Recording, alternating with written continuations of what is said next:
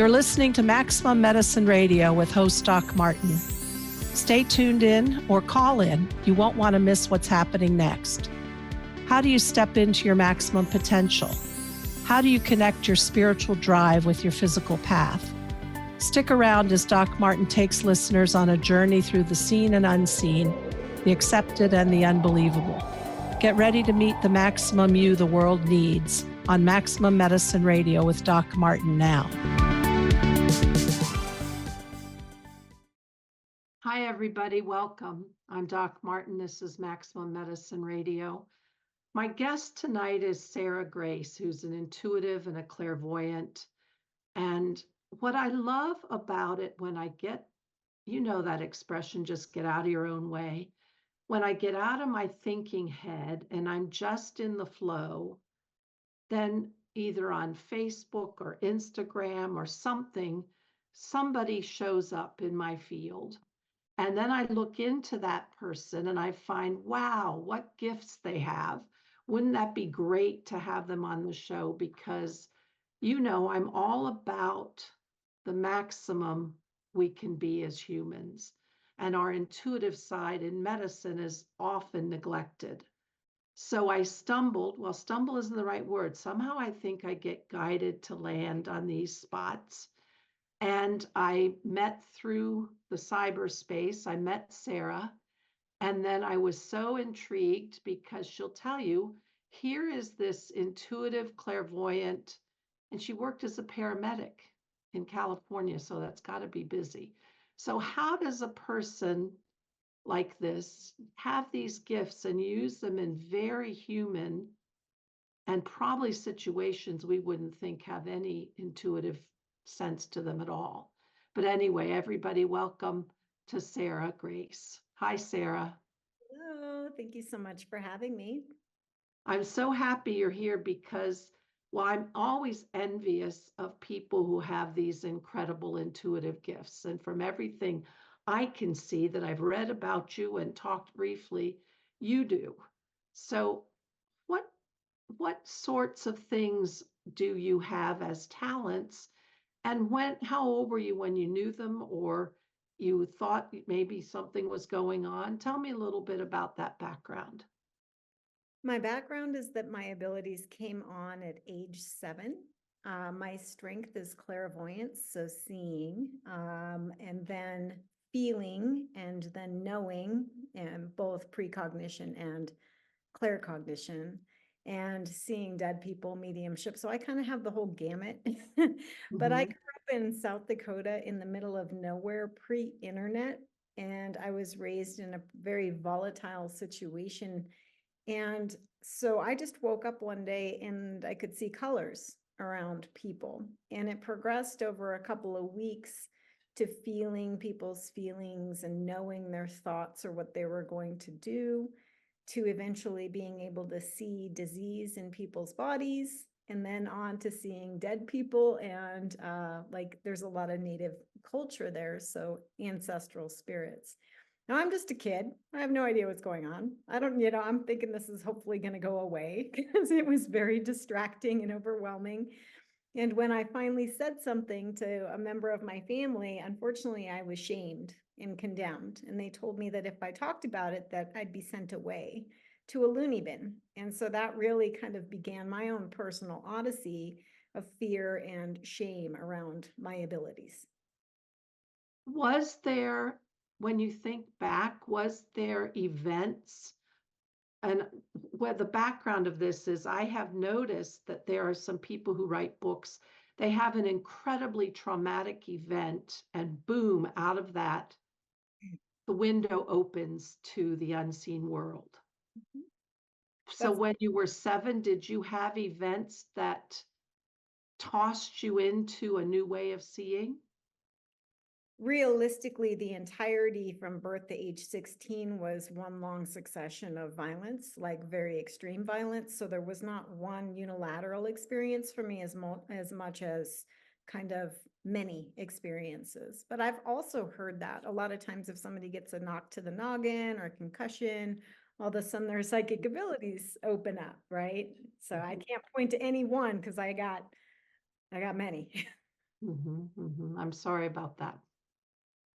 A I great love, I book. love how you have soared out of that Thank you. and pulled together some incredible talents and gifts out of what could have been the worst PTSD ever. Absolutely. I appreciate that. And now, all of these years later, I really understand that it was part of being forged in the fire, if you will. Mhm. Having access to this much data and information and going into people's innermost traumas and psyche um, is requires a lot of integrity, responsibility, and understanding.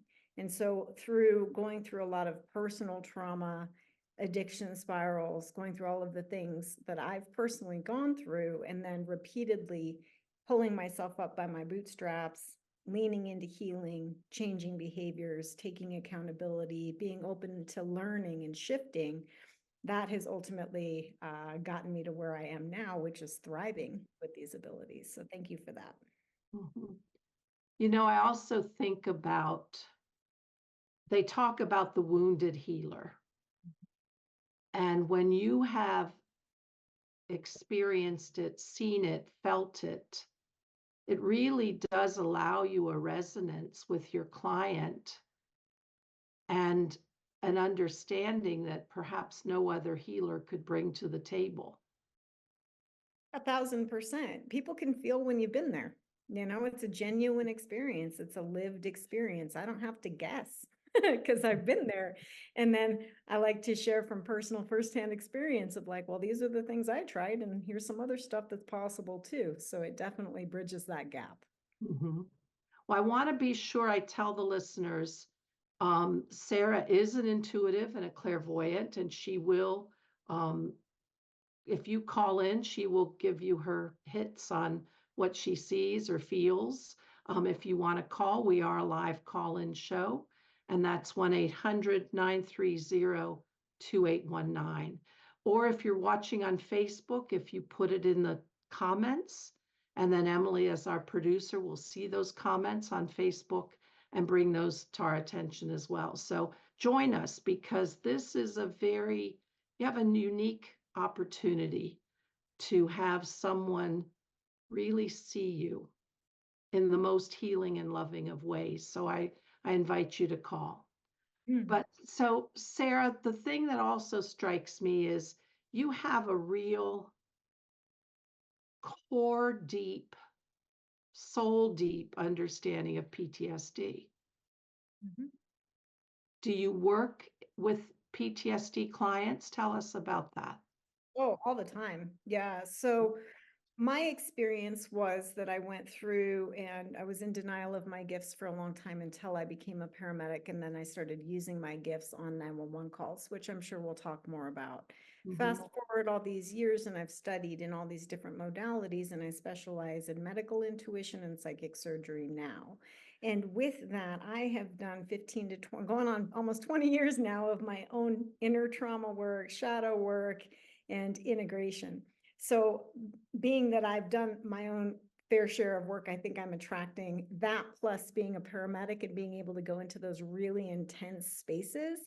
I Mhm. naturally attract people who have gone through significant traumatic events or have addiction programs or patterns, or maybe they're really sensitive and gifted and they don't know how to navigate, right? So I work with those types of people all the time. Yeah. You know, I've come to realize, so it's probably been, gosh, 25 years since I got out of residency. And, you know, in medical school and then residency, you're very much taught by the book. Things are by the book. And then I moved out to South Central Pennsylvania after residency in a very rural area, 14,000 people in the county, first female doctor. And really can see that healing is not by the book. Mm. This science doesn't have all the answers. Of course, that's what this whole show is about, is that medical science doesn't have all the answers.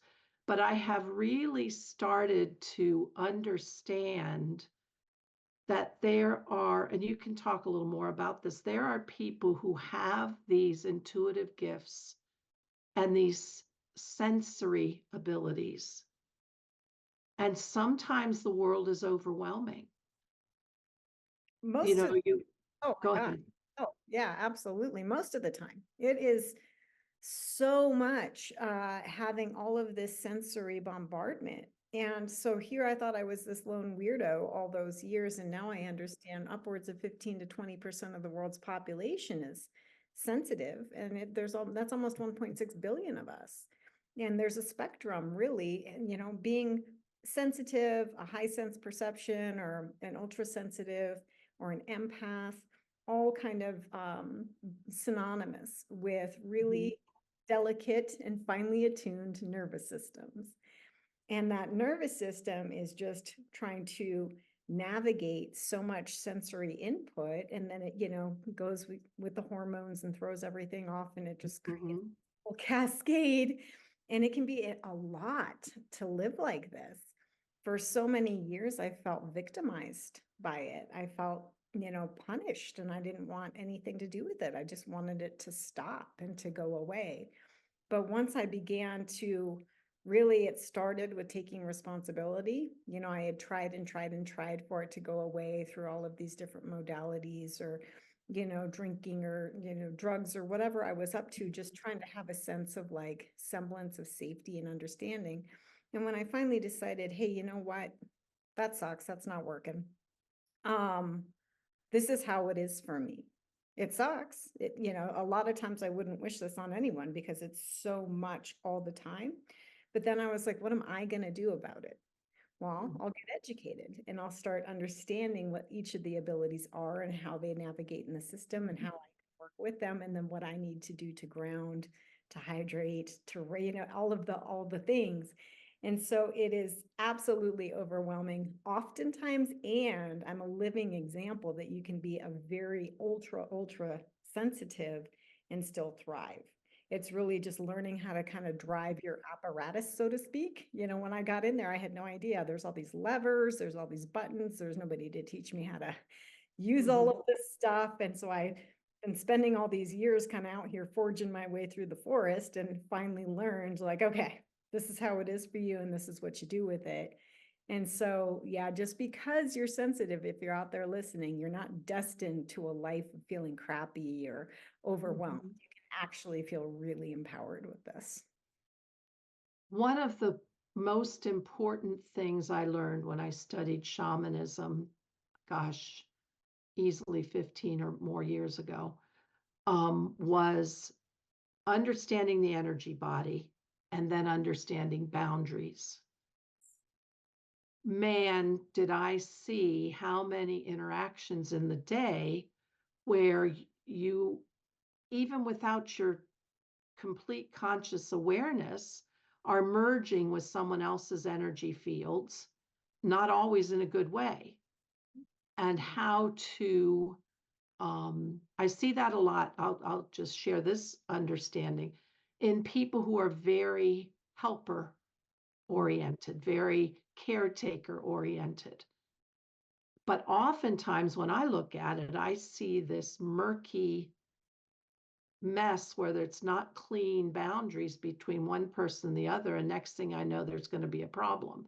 So for me, when I think about somebody who is so incredibly open and receives so much data that the rest of us don't all receive or are blind to, that's a lot of, you need that protection, don't you? Yes, it's both. It's going to be both protection, and then it grows into self-empowerment. In the initial phases, and I would say most sensitives or empaths are kind of, we fall in that codependent caretaker role, man. It's like, because it's so easy for us to help people, And so learning about boundaries. And but you feel it so intensely, you resonate with it so intensely. So That, deeply. right. That, of course, when you're that merged, just because you're so aware, you would be like all of a sudden, getting swallowed up. Yeah, because it's like I can see people's fields or feel what they're feeling as easily as I can see the color of the shirt they're wearing, right? And so to me, it's discernment. But in the initial phases of someone who's learning to become empowered with their sensitivities, that will be ground bubble protect. So learn how to ground your field, and then you can play with, kind of you can imagine yourself in a hula hoop, and anything inside the hula hoop is yours and anything outside is everybody else's, and nothing can come in. And there's all of the ways to clear the aura and run the chakras and stuff like that. Ultimately, though, I did that for quite a few years. And ultimately, I was like, all right, I'm tired of doing this. There's got to be something else. And I was intuitively guided to start filling up my auric field with my essence. Because by this stage, like I know who I am, I know what I feel like, I know what I do. Mhm. And so I can fill up my field. And so we go from a defensive to an offensive, which is hugely empowering, because then when I'm going to Costco or Target or whatever, I'm not like shrunk back trying to protect myself. Instead, I just fill up my auric field and just set the container, and anything that does not resonate just naturally bounces off. So I like to give that as kind of a stepping stone to where, it's just easier. So it's really about owning your space. And when you're, and I think maybe, tell me if this is right, when you are very finally tuned in and at one with your energy field, when you have self acceptance, when you have the pride you get in knowing who you are, then you can have your energy field, you own it all the way out to the boundary you set. And you're right, nothing, then it's like nothing's coming in. Mm.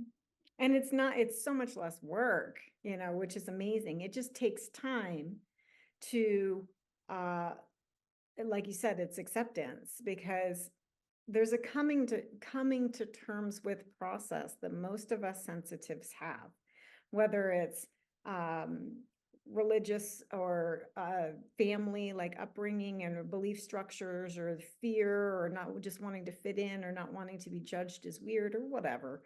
So, a lot of times people kind of hem and haw about coming to terms with. So that in and of itself is its own process.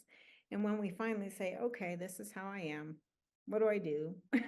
That's a big Mhm, step mhm. forward. And then from there, we can learn about becoming grounded, and we can learn about the energetic bodies that you speak of, and what are each of the gifts, and how does it present to you?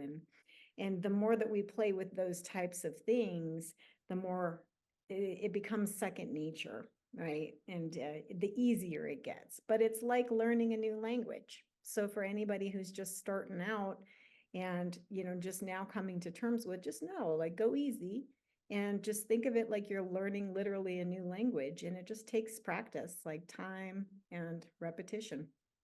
What I loved about when I was studying shamanism, what I loved about it was having allies with power animals. And my first big helpers were the jaguars. And my second, and these guys like blew the jaguars out of the water, were the dragons. But when I was able to build a relationship with them, I think until I grew my own self confidence, those energies filled the field. They filled it out to the boundary. Well said. Um, and then I think I got more and more confident to where they may be energies that I have at my side, ready to help, but they're not filling the space for me. Yeah, well, that's very well said, because it can be precarious learning. It's again, because when we're navigating energetics and learning the topography of kind of the subtle fields and the quantum, it can be good to Mhm. have backup. I have a huge lion and two dragons. So yeah, that's how I survived South Central, Los Angeles. Yeah. Mhm. Say that again because I'm liking the synchronicity. You Oh, have, I have a huge lion as a totem. Okay. And he's usually pretty chill unless I get into a situation that requires kind of more of an aggressive energy. And then I've got two dragons. So the dragon energy I'm very familiar with. And initially I used to be scared of them, but over time, similar to you, I've studied a lot of shamanism and plant medicine work, Mhm. and I became accustomed to and familiar with them, and ultimately befriended them, and then learned to ride them ultimately, which is really, really Mhm. fun, where we can get into that place of understanding that energy and the potency of it. So I love what you're saying. Um, so I have my Jaguar is really a tawny Puma type. Um, and he used to be ready to take on all comers because I was scared a lot in the world. Um, the dragons now for me are the realm of magic where you can bring in an alchemical shift to a situation that you can they're masters of creation and manifestation for me. So I can ask for guidance on how do we take this worldly situation and bring something into it that nobody expected, and make it a higher, more beneficial outcome. So for me, that's a thrill to have energies like that to talk to and get guidance from. And That's so so beautiful. Yeah. so tell me, I want to hear about paramedic. But I don't want to miss having you tell the listeners how to reach you because you have classes and you obviously guide clients through these troubled waters. So tell me about that. How can people reach you? How do you operate in the world? You can reach me at sarahkgrace.com, and that's Sarah with an H, kgrace.com.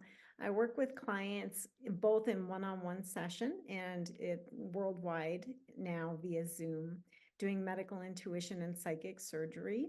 So it's essentially helping people kind of pull people out of the ditch and get them all energetically triaged and stabilized. It's like roto-rooting and pressure washing people for a living. It's really beautiful. And then most importantly, giving them a 3 to 6 month curriculum or program so they feel empowered, they know what to do next. So that's what I do in my one-on-ones. I've also got the Grace Place, which is a beautiful online community of supportive, energetically sensitive people. So if you're coming to terms with your gifts and you're working through some trauma, it's a beautiful community there. So plus, all the stuff with courses and Mhm. meditations and books and all the things. Yeah. So Journey into Grace, Tales of a Psychic Paramedic is my first book, and it's actually in contract to become a scripted television series. So Ooh, we got wonderful. a lot of great things happening. It's just time collectively. There's more and more of us that are not waking up, we're just remembering, being like, okay, Mhm. what do we hear? How do we navigate all the sensitivities and all the high sense perceptions? So we're definitely stronger together. So sarahkgrace.com. Perfect. Thank you. Tell us how did you end up as a paramedic? And when you think back on it, were you drawn to that, do you think? I was drawn every time an ambulance would go by, my intuition would be like, do that. But I was really scared of it because I was like, what? I could kill people. I don't know how to do that. I didn't understand the training and how long it took to become a senior level medic and all of the things. So I grew up in the Midwest, and then I kind of romped around doing all kinds of crazy things, just trying to like find a sense of purpose and identity, but a lot of school of the hard knocks and a lot of just kind of bottoming out. And finally I just surrendered and was like, all right, well, I got nothing else to lose. I'll just go to EMT school because I was just being guided and drawn. So finally I Mhm. just quit resisting, like, all right, whatever. So I went to the UCLA EMT program. And then I went down into South Central Los Angeles, is where I started my 911 career in Compton, Inglewood, Carson, Hawthorne, that whole area. And it was very, very busy. And what ended up happening over time was mind you, I was still heavily closeted at this point, right? I was still not willing to talk about my abilities, but they just started working through me on these calls. And it was nothing I was trying to do, but my experience would be very matrix like. So as soon as I would get out on scene, everything would expand and crystallize into fractals. It would slow down and go silent. I would know 2 or 3 paces ahead what was going to happen. I always knew death because my tell for death was tasting metal. And I was the paramedic who was always there for death almost every shift. And then I began to notice kind of this really beautiful organized symphony in chaos. And so that I can take you through a number of different death experiences and what I actually saw. But it became this really beautiful experience and eventually led me to finally accepting that I am like this and then becoming educated on my abilities. So, what have you seen and what do you now know is at the moment of death and just beyond? There's there's as many ways to die as there are to live, and there's nothing to fear in death. It's like taking off a heavy coat. So our society is collectively taught to fear and to bubble wrap and to like try really hard to avoid the inevitable. Like all of us guaranteed 100% is going to die at some point. But are we going to live? That's the real question. And after seeing so many being on, thousands of 911 scenes, and hundreds of deaths where people just got up and they were just going about their day and they didn't realize it would be their last. It really drove it home to me, like what matters, right? And it really is about living life now. Do you think, when you look back on it, do you think you had a role in helping people cross over? Very much so. I became really like a midwife. And so my experience is this: in a medical death, say it's an expected hospice death, that's going to be different presentation for the person who's dying than a Mhm, traumatic death. So in a mhm, medical death, say you're just, in hospice, you're in your bed, your family's been there, it's been a few days or weeks or months or whatever. The auric field expands out and the quote veil thins. And so we've all heard of these NDE experiences or people that are end stage starting to see and talk to deceased loved ones. And it's because the veil is thinning, and the veil is going to be the egoic infrastructure of the 5 senses, right? That keeps our little bubble intact of the human paradigm. So that thins out and they are able to astral travel. They're going to be able to start to see their deceased loved ones.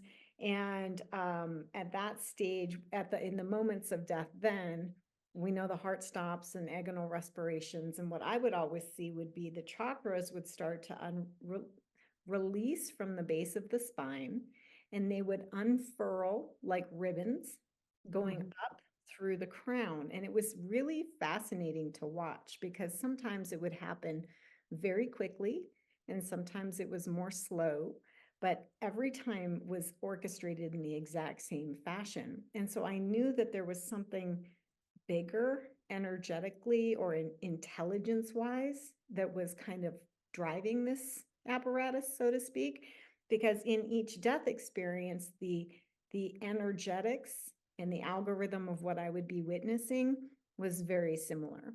But they would come out the crown of the head to the awaiting deceased loved ones or relatives or pets or religious archetypes, and they'd be having their little reunion up in the corner, right? And Mhm. we'd be doing pronouncement or whatever we were doing with the coroner or whoever. So that's the medical death. The trauma death is a different deal because, it's really jarring and abrupt. 1 second you're in your body, the next you're not. And I would see this every single morning. So my experience with those guys is we'll say it's a car accident.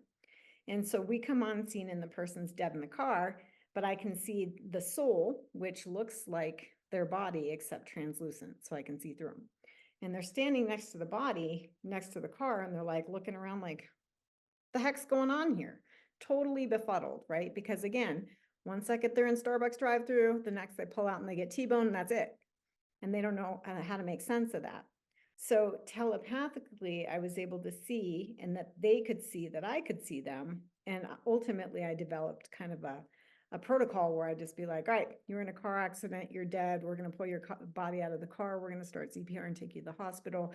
And so I'm rapid fire communicating telepathically to give that soul a semblance of understanding as to what was happening. The whole time, like, we would be working on the physical body and getting it out of the car and doing what we needed to do. The other big difference in a trauma is that almost always there was an angel that would appear at the moment of death. And a celestial, to me, is just a frequency of consciousness, and it's just pure love. It is just the most exquisite, calm love. And I would experience it more as a light being, kind of androgynous. I didn't see like wings or flowy. It was more just this tall, statuesque light being, but it just emanated, it blanketed everything with silent love. And so here's the person trying to climb back in their body or trying to like figure out what the heck's going on. And all of a sudden they turn and they see this exquisite love. And ultimately I would watch them merge and then disappear from view. And so those were my two experiences between, and I saw this hundreds and hundreds of times. So in medical versus trauma, I noticed those two differences. But I have to tell you, what an honor to be present, to be able to like assist and facilitate and witness. Like, I always thought that was such a gift and an honor to be part of. I remember telling one of my professors from residency after I'd been working in solo practice for a while and going into the hospital to see patients and saying, the most powerful moments in my interaction with patients is when you're sitting on the edge of the bed and they're about to die. There is a connection that transcends any other connection I ever had with the people. Absolutely. And it's a powerful moment. One of the, yeah. Like really seriously big. And, you know, if you can guide the person to at least stop and review, so many people, they don't even have, when they go to die, they don't have forgiveness. They don't have, they don't have the knowing to tell their family how much they love them and to try and, offer to them, this might be a good time for you to think about this kind of thing. Doesn't always work. There are people who leave the earth grouchy, serious, Many. seriously grouchy, without any forgiveness, still angry at a family member. That's heartbreaking, I think. But so I want to remind the listeners, Sarah will do a reading. She is an intuitive, a clairvoyant, and she does see auric fields. So if you want to call 1-800-930-2819, or if you write a comment in the Facebook, if you're watching on Facebook, and then Emily will tell us what you want to know or tapping in. So, but Sarah, take us now. You're also a healer. You're a teacher. And you're guiding people, especially those you've been through PTSD and you are on the Thrive side now. But you're also a healer. How do you said you're a clairvoyant first, but over the years you've probably developed your other skills. Where do you tell me in general, where do you go when you go as a psychic surgeon? Is there a plane you go to? Is there a thread of consciousness you connect to? Maybe I'm being too general, but tell us about how you heal. No, I understand that question. For me, the information comes in, it looks like screens. So if you go to the back of a Best Buy or a Walmart, you know how there's all those TV screens? And if I'm focusing on the screen in the center, that's you and I here talking. And then we've got at least 15 or 20 other screens going all the time that are transmitting data into me. So when I'm going into session, I just pay attention to the left side, right in front of my frontal lobe here on the left side is where most of my data comes in. And the psychic surgery works, I work on etheric template level of the auric field as well as astral plane. Plus, I mean, obviously physiologic. We hit it from every single level, but it's really expanding and then taking each layer of the field like one at a time to clear, balance, and realign. But psychic surgery is mainly on the template. Yeah. You know, I've been working at both in my understanding and then actually in practice. I have this sense that a healer is able to return in the body to the original template before the glitch occurred. I haven't quite mastered how to make it happen, how to do it. I do believe, this is going to sound a little bit woo-woo, but I do believe the dragons know how to do it. Oh, for sure. And so I keep asking to be taught. But there's some call it in today's consciousness studies, and people who study that talk about the information field. But to me, there's a cellular, the way it was supposed to be. There's a programming that at the core of each of our cells that is the healed way to operate. You have that understanding. Can you explain how you see it or know it? Absolutely. So the etheric template is going to be the fifth, I believe, layer of the auric field. And if you think of like an architecture like blueprint, it's that of the person, right? So to me, it just looks like rotating data and particles, but it's that person in their true form, which is an innate state of vitality, right? All systems functioning. And then we go through life, and life is lifey, and we all have this and that happen, and traumas and addictions and food and scrolling and all of the things. And what that does is it accumulates in the field, or undealt with or unresolved process or traumas, processes, programs, as well as karmic contracts and ancestral stuff. It just all gets bogged down in there, and that becomes dis-ease. And so the way that I look at it is we'll start with the outer layer of the auric field, usually fourth, fifth. We go way out to the seventh and beyond, but those guys are not really pertaining to the day-to-day of the human. So I like to deal with really like the day-to-day of like, what do you think? How's your body feel? How are your emotions? Like, what are your beliefs? Like, how do we get all in there?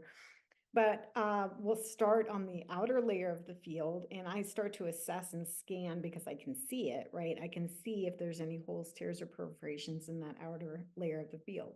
Now, mind you, I've already telepathically drawn up that template of them fully healed.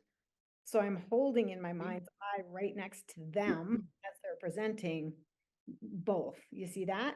And then what I'll do is I'll go layer by layer. So then I'll go from the outer layers, I'll do any suture work, take care of any holes or any tears or any leaks. And then usually it's clearing and debriding. So it's like taking a scrub brush to the wound of the auric field. People look like they're just off gassing, like plumes of smoke, or just releasing just like oil. It just like spills off the Black side. tar, I've seen. Black tar, and it's just Yeah.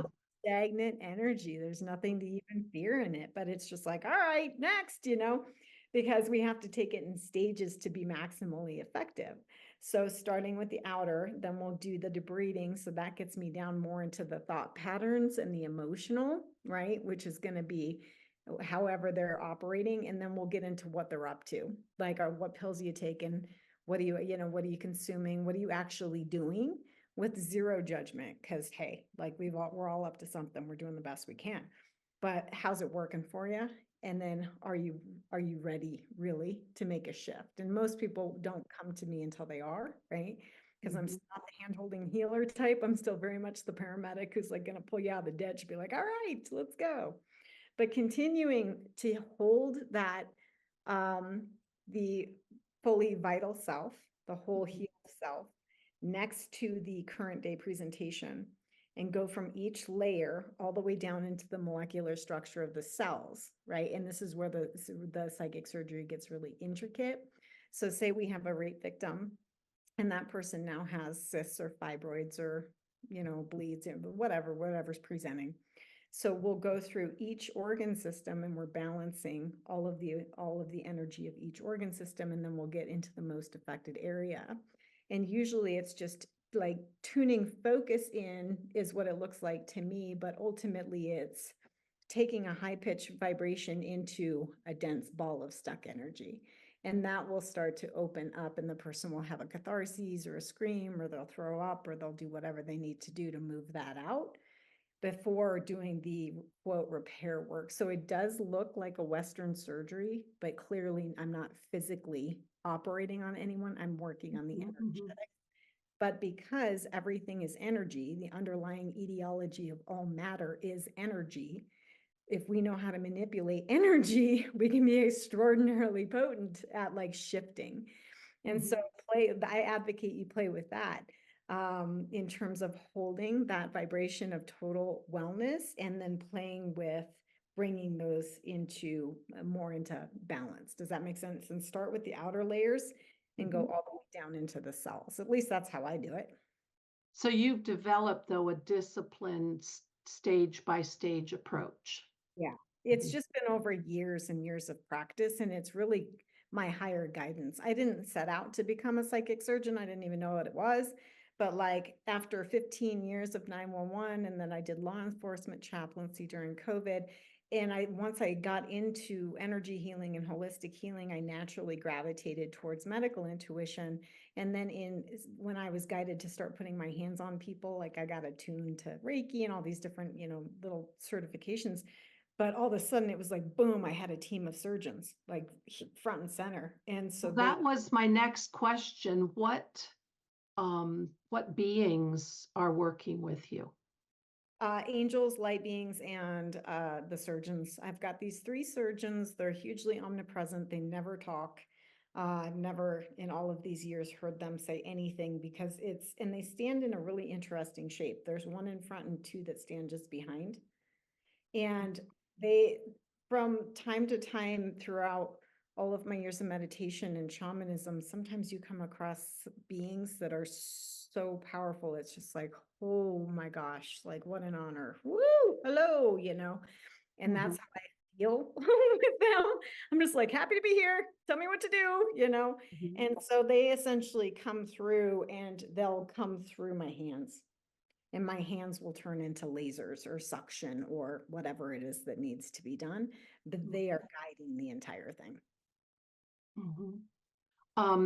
It just was reminding me there was a psychologist who worked with mentally ill people and believed that they were energetically challenged or possessed, or and he has since passed away. But he had worked with a young man who was a medium, and a very powerful Chinese healer appeared and then worked through Andy, who's the medium, with Dr. Palmer guiding the session, working to clear, remove, and so it's interesting. I love to hear how you see it happening, because I think that's pretty neat. It's been really beautiful to witness, and it's really amazing to watch people. And so again, it makes sense. All of everything I've ever been through made me a better paramedic, and now all of the paramedic stuff made me a better healer, because I've just got, it's like brick and mortar, and this super solid foundation and understanding of anatomy, physiology, clairvoyance, medical intuition, just all of these different mechanics, and then understanding the intricacy and the delicacy, because again, I'm still very much going down into the darkest crevices of humanity's psyche with people in their worst traumas, their worst moments. And that requires a tremendous amount of integrity, and so it's like hanging out with a lantern down in the cellar with them as they're going through. And it takes such courage for these people to like face off and soften and finally release, right? A lot of this stuff. So witnessing it and watching it move out and then watching them look 10, 15 years younger and 1,000 pounds lighter, it's like, oh man, how cool is that? It's so Pretty fun. cool. So this might seem a little off topic, but you said something, going down into the deepest crevices. I feel, and you tell me what your take on this is, we've got so many people nowadays challenged with regard to the shadow side of humanity and challenged to the point where reality has kind of gone a little bonky. How have you seen that, if you've seen that energetically? Oh, it's all over. So collectively, we all understand, regardless of belief structure, that things are shifting, right? And my understanding is that collectively we're shifting out of the old kind of Piscean masculine dark greed, lust, power era that's been for however many thousands of years into this like age of Aquarius. Makes me want to sing that song, but uh, more conscious, feminine, integrated. So we're in this really precarious contraction time where the old era is kind of completing. So it's getting extraordinarily dark and potent. Higher frequencies are coming into the earth. And again, to me, there's divine overlays. There's things playing out that are, thousands, multi-thousand year cycles, intelligences that are far bigger than we can even comprehend. And it's kind of a divine order. And down here, it's crunchy. Down here, it's chaotic.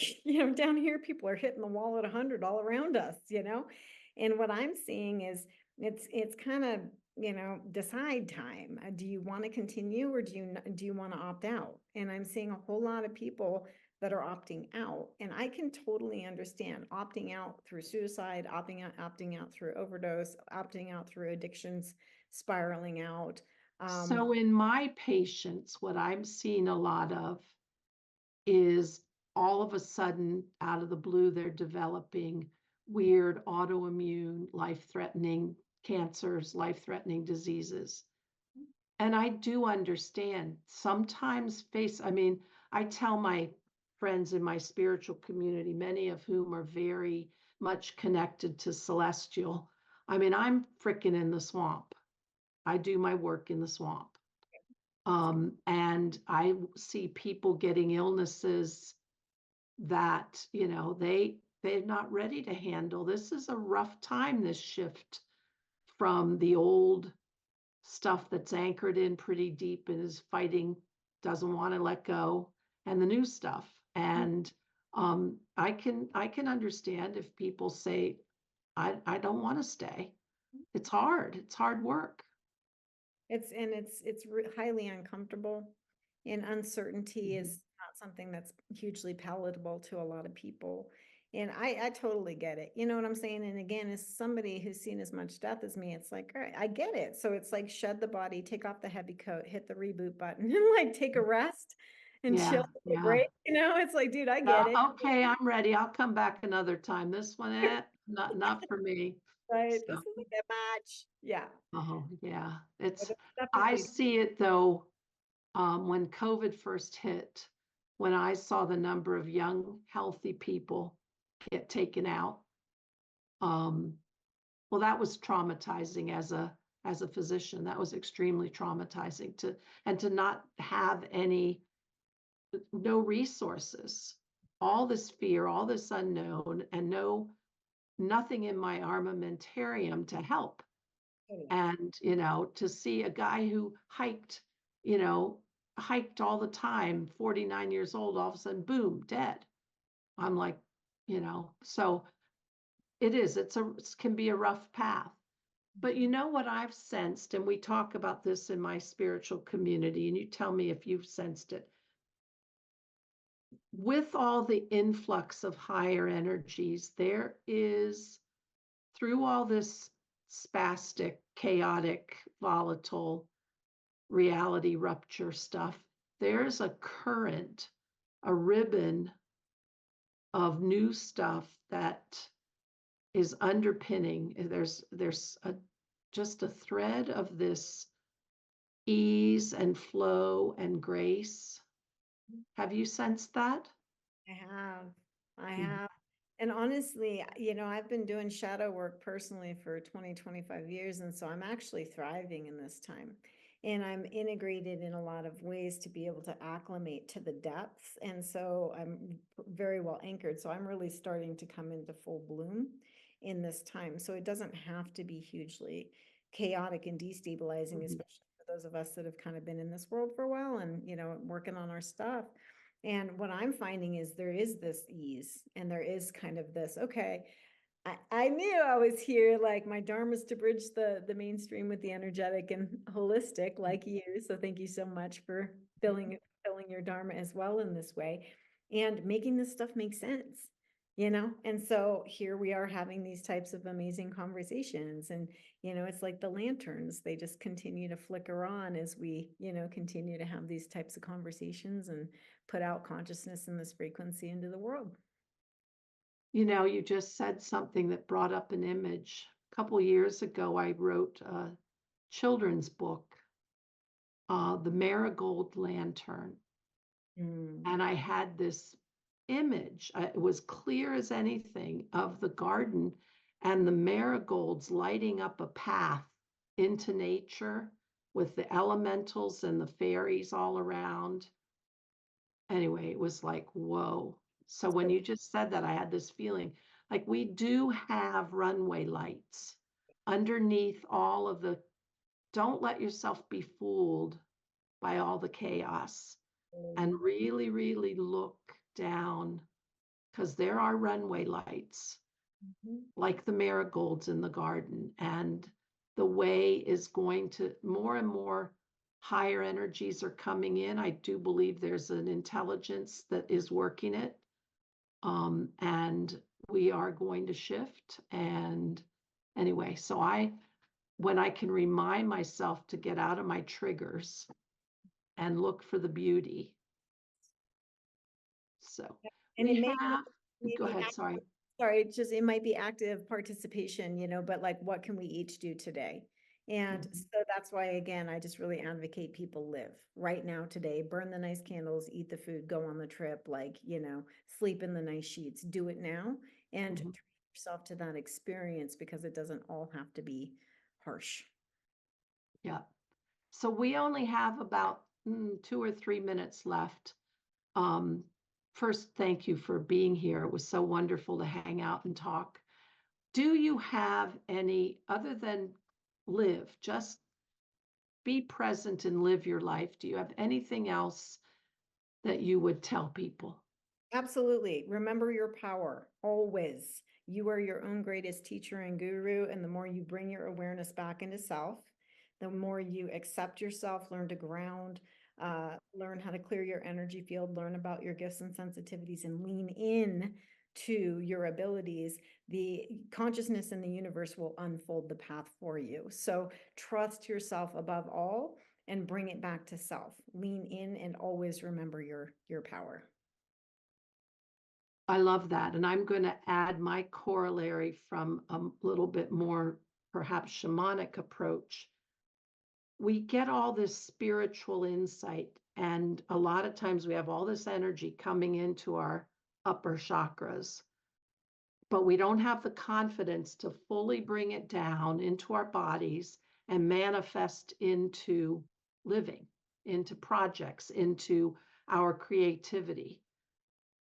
And I think you're saying the same thing. Really bring that all the way through you. And that means, and you're going to correct me if I'm off here, be human. Don't fight it. Be human and bring this spiritual wisdom and inspiration into action as a human in the world. Because when Oh, you get that, yeah, doesn't that feel, I can feel I'm getting goosebumps. When yeah. you get that flow, um, you're going to feel empowered. You're going to be supercharged. Yeah, Yeah. absolutely. So well said. Perfect. So, everybody, this is Sarah Grace, who's been with me tonight. It was wonderful talking with you. You can find her on Sarah, SARAHK SarahGrace.com. As you can tell by listening to her, she knows her stuff. She's a teacher, a healer. She can go down into the minutia, down into the molecular of you. She can help you get through any PTSD. This is a gift you bring the world, Sarah. Thank you so much. Thank you. Thank you for So having me. nice. So glad you were here with us tonight. Emily, thank you. You've been listening to Maximum Medicine Radio with Doc Martin. Tune in next time while the doc talks health, spirituality, and the impact your beliefs have on every part of who you are, body and soul. Doc Martin unpacks the challenges we face as human beings and teaches callers to open the door between the scientific and the mystical. To learn more about Doc Martin and Maximum Medicine, visit www.sharonmartinmd.com.